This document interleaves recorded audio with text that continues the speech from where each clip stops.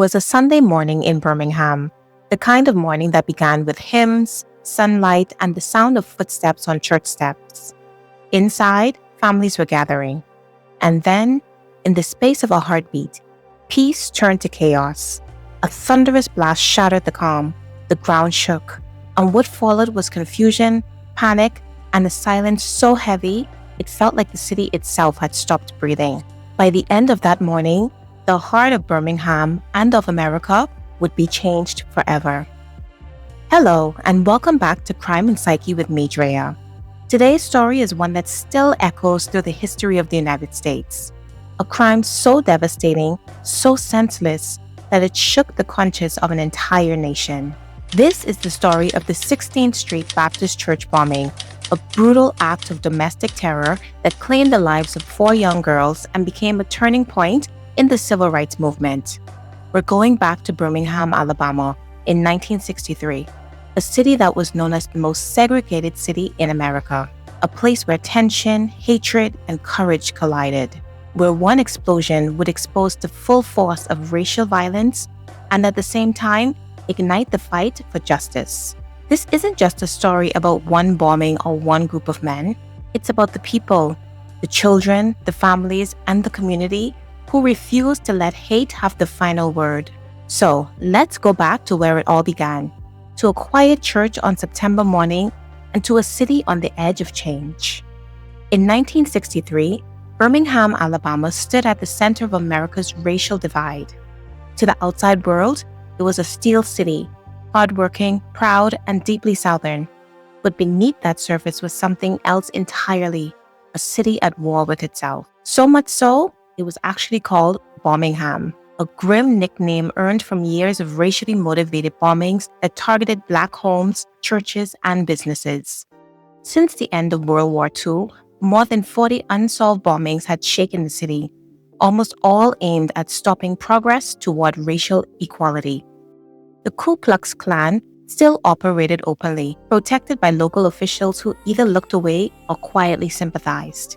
The police chief at the time became infamous for unleashing dogs and fire hoses on peaceful demonstrators, many of them children. And yet, in the middle of all this hatred, the 16th Street Baptist Church became the place of light. It wasn't just a church. It was the beating heart of Birmingham's Black community, a place of worship, yes, but also a meeting ground for the Southern Christian Leadership Conference and for leaders like Dr. King Jr., Ralph Abernathy, and Fred Shuttlesworth. Week after week, strategy sessions were held in the basement, planning marches, voter drives, and protests that challenged the very system holding the city hostage. For the moment, this church symbolized faith, unity, and defiance. For the people who opposed that movement, it symbolized something they wanted to destroy. And by September of that year, tension had reached a breaking point. Civil rights demonstrators had drawn national attention, and federal troops were enforcing desegregation orders. And in the shadows, extremists were watching, waiting for revenge. The next chapter of Birmingham's story would begin, not with speeches or protests, but with the sound of an explosion that shattered everything. To understand what happened that Sunday morning, we have to understand the world the bombers came from, a world built on fear, resentment, and the illusion of power. Birmingham in the early 1960s was not just divided, it was enforced. Jim Crow laws governed every detail of public life. Schools, buses, restaurants, even water fountains were labeled white and colored. And in the shadows, the Ku Klux Klan worked as the enforcers of that segregation, not just through intimidation, but through terror. Jim Crow separated folks on streetcars, they separated folks in bathrooms. Black folks would not be allowed to use a spigot where water was flowing just to get a drink, even if it was used by white folks in any way. They just simply wanted to separate Black people from all of white folks and then assure that in Jim Crow laws that they were unable to influence society so that they could change any of this. For years, the Klan had planted bombs at Black churches, schools, and homes. Each explosion was a warning, a message meant to keep Black citizens in their place. Police rarely investigated seriously. and few arrests were made. None of the cases ever led to any convictions. The four men, later linked to the 16th Street Baptist Church attack, all members of Birmingham's most violent Klan faction, the Eastview Clavern of the United Klans of America. Their names were Robert Edward Clambis, known as Dynamite Bob, a mechanic with a long record of racial violence; Thomas Edward Blanton Jr., the quiet but coldly devoted extremist; Bobby Frank Cherry, a former truck driver known for his temper; and Herman Frank Cash, a local sign painter considered the least outspoken of the group. Together, they embodied the Klan's fury of the civil rights movement, men who believed that progress for others meant the end of their own power. In the spring and summer of 1963, Birmingham had become the center of the movement. Protests filled the streets, and Dr. King Jr. and the Southern Christian Leadership Conference launched the Birmingham Campaign, pushing to desegregate downtown stores as the world watched as police dogs and fire hoses were turned on children. President Kennedy called the images sickening, and federal desegregation orders followed. But to men like Chambliss, Blanton, Cherry, and Cash, this meant war. On August 28, 1963, just weeks before the bombing, Dr. King Jr. stood at the Lincoln Memorial and delivered the "I Have a Dream" speech. To many Americans, it was a moment of hope, but to the Ku Klux Klan, it was a threat that the Old South was collapsing before their very eyes. Sometime in early September, Chambliss gathered his accomplices. They had spoken before about striking a symbolic target, something that would send a message. The 16th Street Baptist Church had been under surveillance by segregationists for months now. It was where civil rights leaders met, and it was where every Sunday Black families came to pray. Witnesses later recalled seeing Chambliss's pale 1957 Chevy parked near the church late Saturday night, the night before the bombing. Neighbors heard the sound of a car door closing, then footsteps near the basement steps. A man named Charles, who worked nearby, saw two white men crouched near the church's east wall around 2 a.m. that morning. He thought they were city workers repairing something, but the reality was far deadlier than what he could imagine. They weren't repairing anything at all. They were actually hiding a bomb. And hours later, that bomb that the members of the Klan had planted under the steps of the church, at least 15 sticks of dynamite, would tear through its foundation. It's Sunday morning, September 15, 1963, a clear late summer morning in Birmingham, Alabama. Inside of the 16th Street Baptist Church, sunlight poured through the stained glass windows. This was a special day. It was Youth Day. Children and teenagers were leading the service. Proud parents filled the sanctuary, adjusting ties and smoothing dresses as the choir prepared to sing. The Sunday school lesson that morning was titled, "The Love That Forgives." Down in the basement, 5 young girls, Addie, Denise, Carole, Cynthia, and Addie's sister, Sarah, were all laughing, fixing their robes, and talking about the events of the morning. They were innocent, joyful, and full of anticipation. At 10:22 a.m., as children and families continued gathering for Sunday service, Bomber's timer reached 0. The blast ripped through the east wall of the church basement, the room where the girls had been standing, and windows shattered across the block. A passing motorist slammed on his brakes, convinced a gas main had just exploded. Inside was total chaos and darkness, thick dust and plaster everywhere as horrified screams echoed throughout.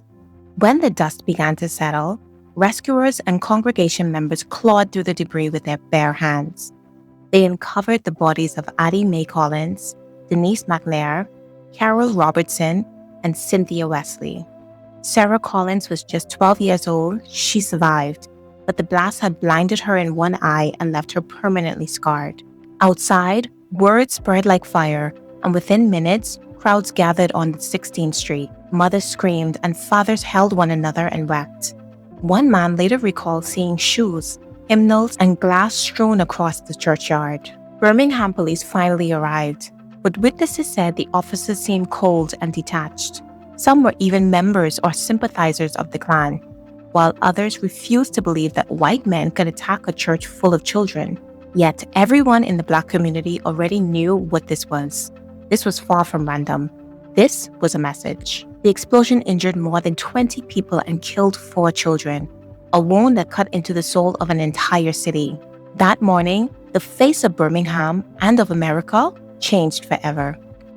By afternoon, the entire country was watching. Television networks interrupted regular programming, newspapers printed "Church Bomb Kills 4 Girls" across their front pages, and as grief turned to outrage, some members of the public began asking, who could do this, and why?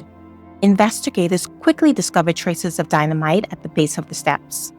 Witnesses reported seeing a white man in a light-colored Chevrolet parked outside shortly before the explosion.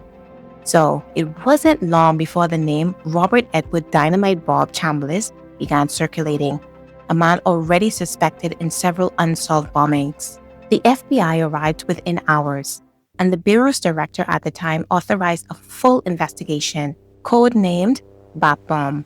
Agents quickly focused on Chambliss and his circle, many of whom had prior records for explosives and race-related assaults. But despite the mounting evidence, dynamite residue, witness sightings, and Klan informant tips, the director refused to authorize prosecutions, and he cited insufficient evidence. Privately, FBI agents were furious. Internal memos later revealed that by 1965, the Bureau already knew who had planted the bomb, but political fear of backlash in the South kept the case frozen. In the days after the bombing, Birmingham was wrapped in silence. 4 little girls were gone, and the entire nation was left staring at the image of a shattered church.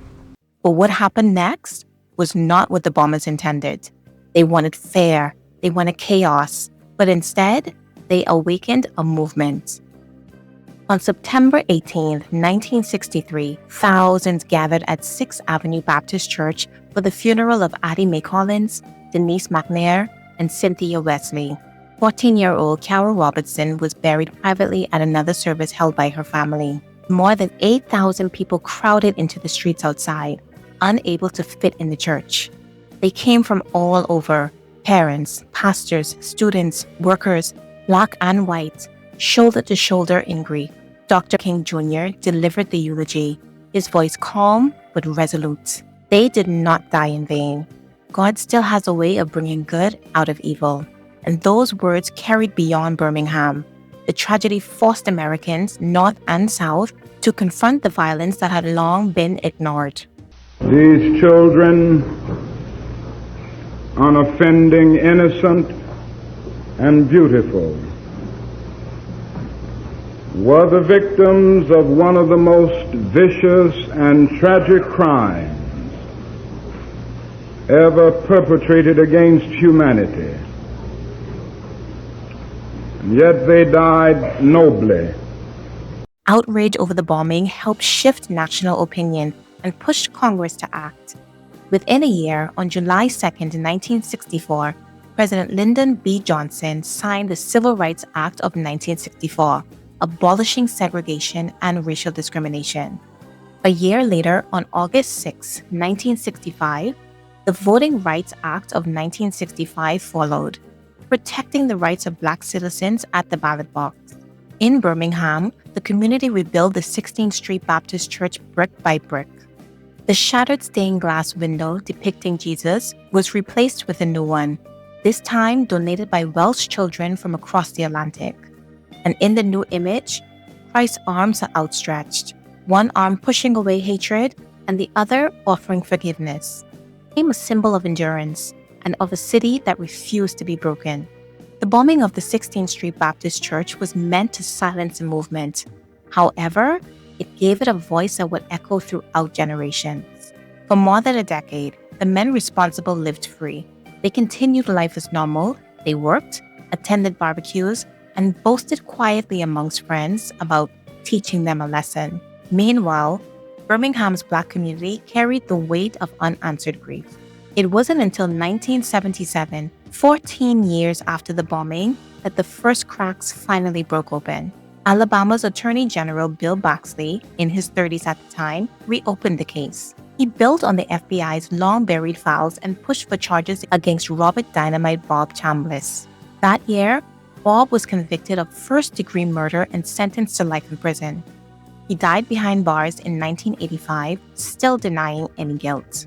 2 decades later, in 2001 and 2002, The case was revived again. After years of renewed investigations, Thomas Blanton and Bobby Frank Cherry were each tried and convicted. Cherry's own granddaughter testified against him. And the fourth suspect, Herman Frank Cash, well, he died in 1994 and was never charged. For the families, the convictions were bittersweet victory, long overdue, with proof that the truth had not been buried. Decades had passed, but the image of those 4 little girls in their white dresses and the shattered stained glass window of Jesus Christ never faded. The men responsible believed their hate would silence the movement. Instead, their crime became one of the most powerful symbols of the movement's strength. Birmingham, Dr. King once said, was crucible. And in that crucible, through fire and loss, the demand for justice only grew louder. The bombing of the 16th Street Baptist Church wasn't just an act of hate. It was an act of war against the movement of equality. And the 4 little girls whose lives were taken became symbols of both innocence and the unbearable cost of justice delayed. Now, to understand the men who planted that bomb, we have to step inside a darker kind of psychology. One not of madness, but of belief. Because the 16th Street Baptist Church bombing wasn't random. It was born from decades of indoctrination, fear, and rage. A system that taught ordinary men to see cruelty as duty. In the 1960s, the Ku Klux Klan saw itself not as a terrorist organization, but as a defender of white supremacy, a self-appointed army claiming to protect a way of life. Its members were often men who felt threatened by change, working-class whites, former soldiers, or small-town laborers who believed desegregation would erase their place in society. Psychologists describe this as status threats, when individuals perceive social equality as a personal loss. Rather than seeing integration as progress, they saw it as humiliation. The Klan offered these men belonging, purpose, and identity. It gave them a uniform, rituals, and enemies. And in their minds, violence wasn't crime, it was preservation. But that sense of belonging came with something far more dangerous: groupthink. Inside the Klan's secret meetings and late-night gatherings, independent thought disappeared. Members reinforced one another's fears, rewarded cruelty with approval, and silenced doubts.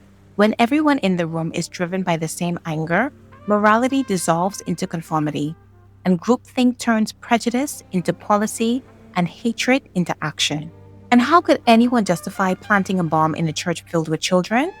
Well, the answer lies in what psychology calls moral disengagement, the process of mentally separating your actions from their consequences. By calling them victims, outsiders, agitators, or troublemakers, the bombers could convince themselves they weren't killing children, but symbols of a threat. They believed they were protecting their families, their faith, their country, twisting morality until hatred felt righteous. This mechanism has been seen in every form of extremist violence, from cults to terrorist cells, where ideology overrides empathy. In that echo chamber of hate, even the unthinkable could begin to feel justified. And men like Robert Dynamite Bob Chambliss came to see themselves as soldiers in a holy war, not actually criminals planting bombs beneath the steps of a church. In Birmingham, fear ruled both sides. For Black families, fear was daily, of bombings, beatings, and police brutality. And for many white segregationists, fear took another form, the form of losing control, of watching an unjust system collapse. The fear bred desperation, and desperation bred violence. But fear can also unite, and that's what the bombers never understood. Their acts of hate did not silence a community, it united them. It forced the nation to see the truth of racial terror not as isolated acts, but as a mirror reflecting the sickness of a city built on inequality. In the end, what drove these men wasn't just racism. It was the human capacity to dehumanize, to convince themselves that someone else's pain did not matter. And that is the most dangerous psychology of all, because it's one we still see echoed in the world today. What the world would remember as the 16th Street Baptist Church bombing was not just an attack on a building, it was an attack on innocence. They were known simply as the 4 little girls. But behind that phrase were 4 bright, vibrant young lives, each with dreams, laughter, and families who adored them. Addie Mae Collins, just 14 years old, was shy but strong-willed. She loved art, drawing sketches in her notebooks and singing in the church choir. She had been excited about the youth day service that morning, wearing her white choir robe, dressed and ready. Her younger sister Sarah was with her in the basement that day. Sarah survived the blast but was permanently blinded in one eye. For years, she carried both the physical and emotional scars of that morning. Denise McNair, 11 years old, was the youngest of the four, lively, outgoing, and full of energy. She loved to dance and perform plays for her family at home, and she was also close to civil rights leaders, as her parents were friends with Dr. King Jr. and Ralph Abernathy. That morning, she had brought candy to share with her friends in Sunday school, but she never got a chance to open the bag. Carole Robertson, 14 years old, was thoughtful and mature beyond her years. She played the clarinet in her school band and was known for her kindness and poise. Her parents described her as graceful, the kind of child who always said please and thank you. Her family chose to hold a separate, private funeral service for her, not out of division, but because the public grief had become overwhelming. She was laid to rest surrounded by family, music, and love. Cynthia Wesley, 14 years old, was a bright student with a contagious smile. She was active in school clubs, she loved reading, and she dreamed of becoming a teacher. She had been wearing her new church dress that morning, excited for the special youth day program. Cynthia was staying with the Wesley family during the school year, though she often spent time with her biological mother as well. She was loved deeply by both. 4 young girls full of life, gone in an instant. Their absence rippled through Birmingham, through every Black church in the South, through every family who had ever been told to wait a little longer for justice. But that day claimed more than 4 young lives. That same afternoon, as grief turned to protest, 2 Black boys were also killed in separate acts of racial violence in Birmingham. Virgil Ware, 13 years old, was riding his bike home after buying a candy bar when he was shot by a white teenager, a Boy Scout, no older than 16 years old. His only crime was being Black on the wrong road that day. Johnny Robinson, 16 years old. Just hours later, Johnny was confronted by police while fleeing from a group of white youths waving Confederate flags. An officer fired a shotgun from his patrol car, killing him instantly.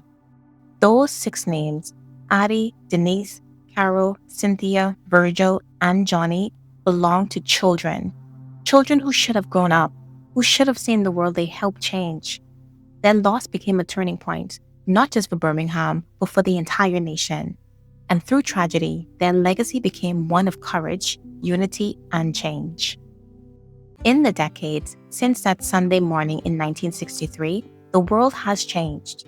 The 16th Street Baptist Church was rebuilt, laws were passed, and doors once closed were forced open. But the echoes of that explosion still linger, not just in Birmingham, but across a nation still learning what it truly means to heal. Today, the 4 little girls, Addie, Denise, Carole, and Cynthia, are remembered not as victims, but as symbols of innocence turned to courage. Their names are etched in history, in murals, in songs, and in the hearts of those who still walk the path toward justice. And though America and the rest of the world is not the same as it was 60 years ago, we are still unfinished. Prejudice may not wear a hood anymore, but it can still hide behind a keyboard, policy, or indifference. The fight against hate is not over. In a lot of ways, it's just changed forms. Compassion, understanding, empathy, and truth. These are the lessons their law still teaches us. Because real change doesn't come from laws alone. It comes from people choosing to see one another as human, from communities standing together when others try to divide them, and from voices that refuse to be quiet. The men who planted that bomb wanted to destroy hope. Instead, they ignited a movement. And in the end, it wasn't their hatred that endured. It was the courage of a community that refused to break. So this was a case where we traveled a bit further back in time. So I hope that you enjoyed. May we honor the memory of those 4 little girls, not just with remembrance, but with action, in our words, our choices, and our compassion for one another. Let's all try to remember that our differences should be celebrated and used as a learning experience to grow closer, rather than something that should tear us apart. Because history is still being written, and what we do now decides how we will be remembered. So continue to stay calm, stay safe, and stay curious, and I'll see you in the next video. Bye.